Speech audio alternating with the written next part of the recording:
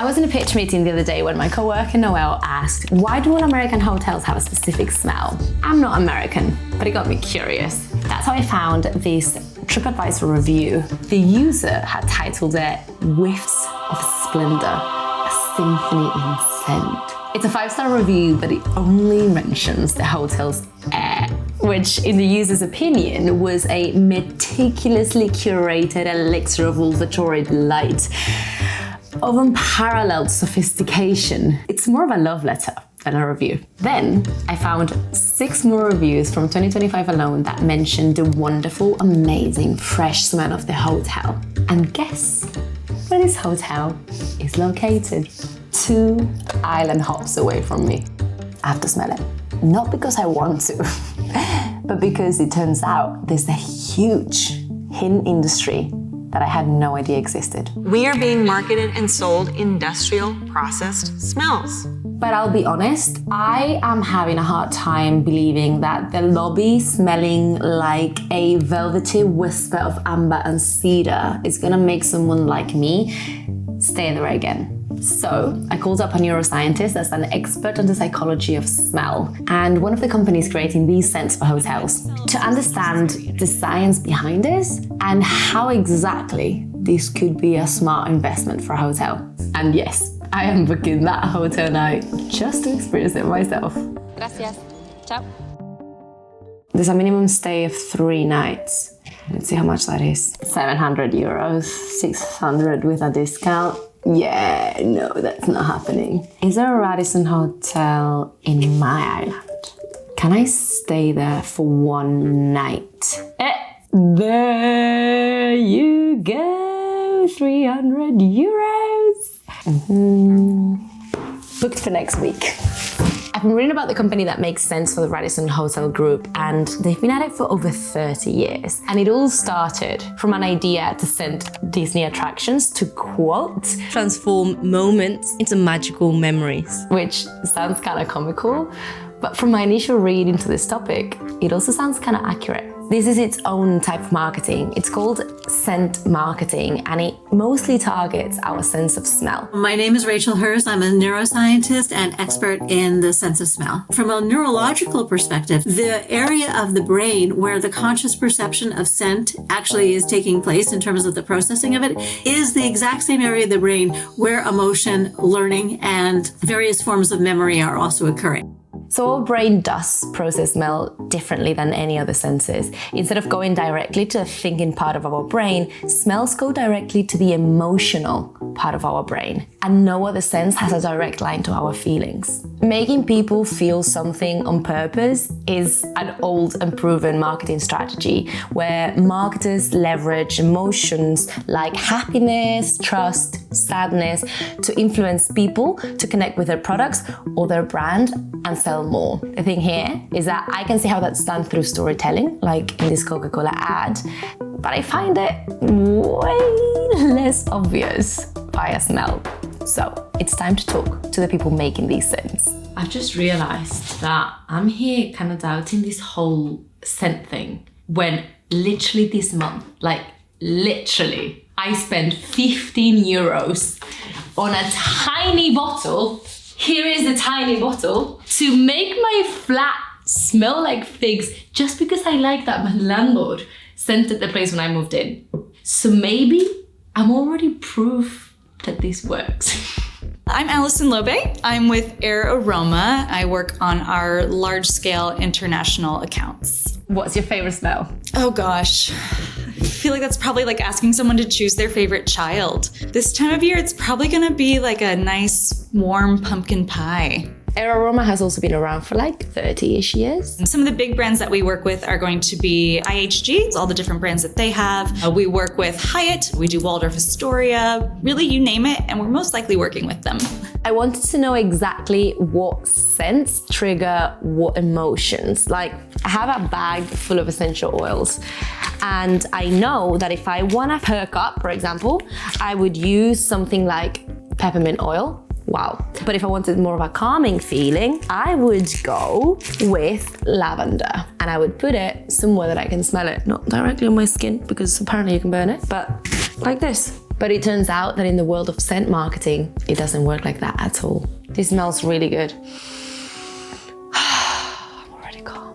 So you can have a fragrance that has like lavender and citrus in there, which if you look at them by themselves, citrus is very energizing, uplifting, lavender is more calming and spa-like, but you can combine them together and create something very different. So every fragrance we make is composed of dozens and dozens of fragrance notes to make that final composition exactly what the client wants. And it goes exactly with who the client is. You might have noticed how different all three of these hotels I work with look, and how these scents get developed to hit us, to make us feel what they want us to feel, has everything to do with that. We'll look at the interior design of the hotel. What are the colors that are used? The materials, the textures in the fabrics. Is there a lot of white marble and it's very cold and stark feeling and they want the fragrance to bring in some warmth perhaps? Or maybe there's a lot of greenery in the lobby and they want to incorporate some green notes into the scent to tie that all together. And Rachel did actually warn me of what would happen if the scent doesn't match the space. Even if I like it, it can actually create a real clash and have a very negative outcome on my perception of what's going on. But if we walk into a space and we really like the scent, then we're going to have a more positive evaluation of everything else around us. And it actually really increases the perceived quality, value, positivity of the space. I read on our 2015 Bloomberg article that the fees run from $5,000 to $30,000 for developing, like research and developing the scent. Would you be able to tell me what does it cost to develop a scent today? I can't, unfortunately. Okay. But I would say that estimate is accurate. Yeah. That's not necessarily cheap, so the return on investment must be pretty good, but I'm still unsure of how that would happen. A pleasing scent can translate into substantial revenue growth every single month. That's a quote from the company that made the smells for the Radisson Hotel, the one that I'm saying at right now. So let's go smell the amber delight out of that lobby.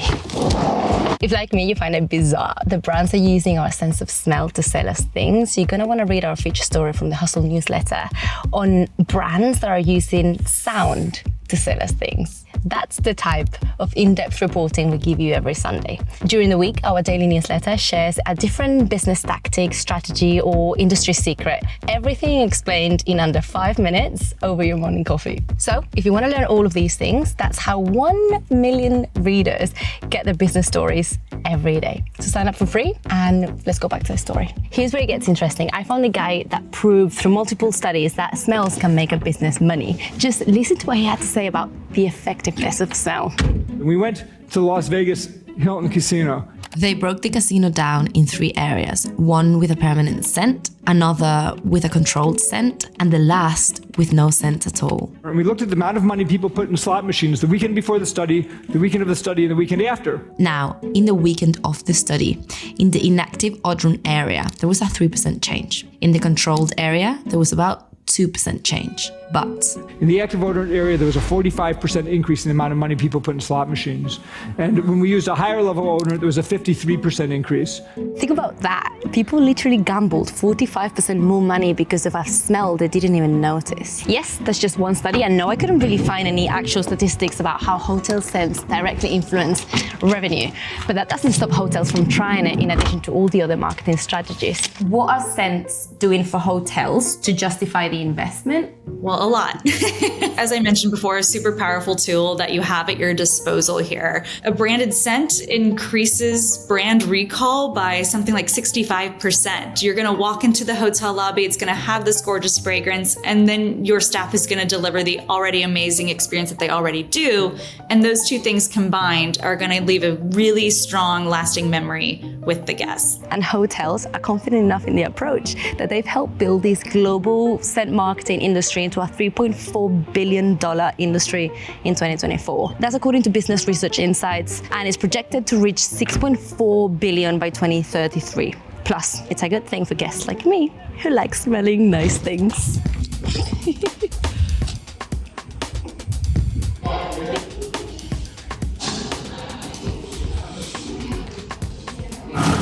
Guys, it did smell. It smelled light. It smelled really light. I didn't expect it to smell like this.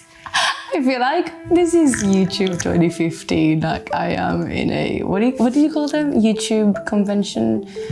Okay, back to work. I could almost barely smell it. It was fresh. It made me feel like I was in a clean space. And then after, I forgot it was there. It was like, I couldn't even smell it. I guess it is a good thing that it's not too overpowering. It didn't like make me feel anything. I'm not gonna lie. The guy in the counter, I was talking to him in Spanish. The shot is horrible because I was so shy. He was saying that the smell comes from things that look like ashtrays and people throw papers into them because they don't know what they are. The editor of this video, Kayana, just got back from a stay in Lake Placid in the US, and she said that that hotel lobby also smelled amazing. And when she asked who made the scent, this is what they said. I can show you guys. Scent here. Scentair, the same company that makes the scents for the Radisson, but the scent was different. She described it as a pine tree scent that fit the winter wonderland vibes. It's exactly what Alison was saying about matching the scent to the hotel's location and vibe. But maybe the money isn't in the scent you smell in the lobby. Maybe it's in the stuff they actually sell you. And then of course there's the straight ROI that's available through the retail products, because guests are gonna love your fragrance, they're gonna comment on it on TripAdvisor, and they're gonna wanna have it for themselves. And then they might drop a few $100s on scented products. You know, that's the cost of a room for a night.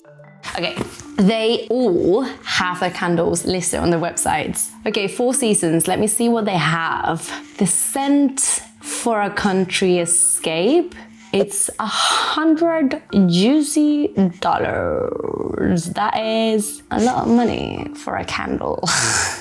We have some customers who are generating like $50,000, $60,000 per year just through sales of candles. Yeah, it's a big opportunity.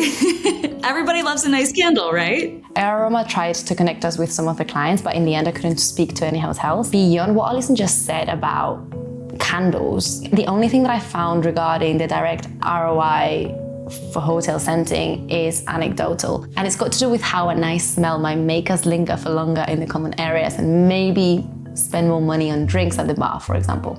Can I get the sense that for hotels, it would be more of a long-term investment? Yes, I would definitely say that. But the bigger picture here is making a repeat customer and having people feel like the original experience was really powerful and positive, and that they want to go back to re-experience it again. And they're going to spend their money in that hotel again when they have the opportunity. The hotel industry is not the only industry making the most of it. Did you say nightclubs? What kind of smell does a nightclub want? Depends on the club.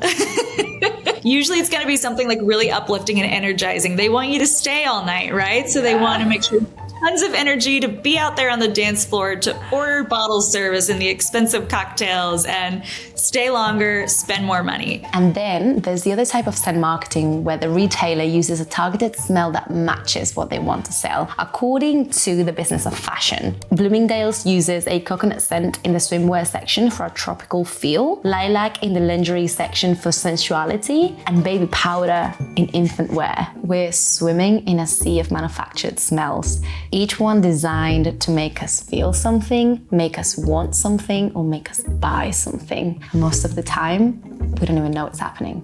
I remember staying at this hotel like 10 years ago, and it made me feel so luxurious and nice, and I wanted to stay there for longer.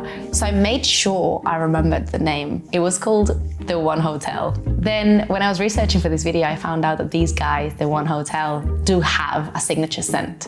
And it's quite a famous one. Now, I don't know if it was the smell or the whole experience, but 10 years later, I do remember the hotel. And if I was in a city I didn't know and I had to book a hotel and I was between one that I remember and I like and one that I don't know, I'd go for the one that I remember.